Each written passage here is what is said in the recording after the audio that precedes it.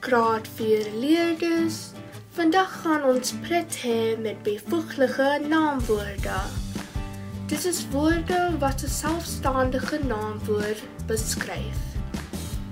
Aan die einde van die les sal jy kan herken wat 'n byvoeglike naamwoord is, dit in 'n sinne gebruik en jou eie sinne daarmee bou.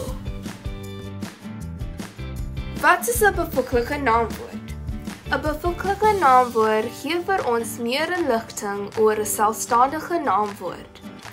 Dit vertel hoe iets lyk, voel, proe of klink.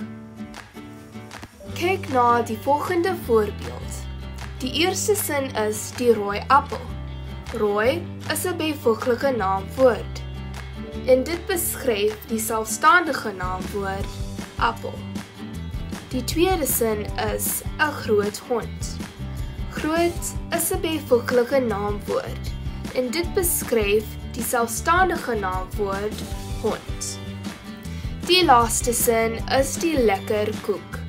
Lekker is 'n byvoeglike naamwoord en dit beskryf die selfstandige naamwoord koek. In die eerste sin, rooi sê wat kleure die appel is. In die tweede sin, die woord groot vertel ons die grootte van die hond. En in die laaste sin, die woord lekker sê hoe heerlik die koek is. Dus beskryf byvoeglike naamwoorde die selfstandige naamwoord. Kom ons doen 'n paar voorbeelde. Die onderwyser sal 'n Kahoot vasvraag fasiliteer wat uit 5 kort vrae bestaan. Leerders sal in groepe geplaas word en dit beantwoord. Hierdie vasvraag gebruik moderne tegnologie om die begrip van byvoeglike naamwoorde van leerders te bepaal.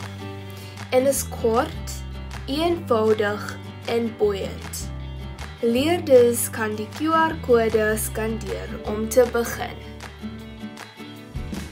Nou, dit is jou beurt. Jy wil 'n byvoeglike naamwoorde gebruik om sinne te bou. Eerster, kies 'n selfstandige naamwoord. Voeg 'n byvoeglike naamwoord by. 'n Voorbeeld is die blou bal.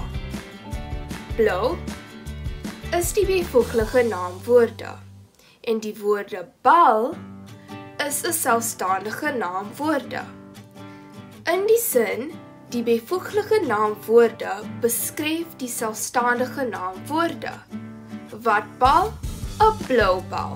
In die aktiwiteit sal jy 3 sinne met byvoeglike naamwoorde skryf. Deel dit met jou maat.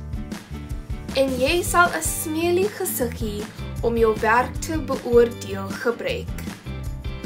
Die assessering rubriek vir jou onderwyser is na die ander kant.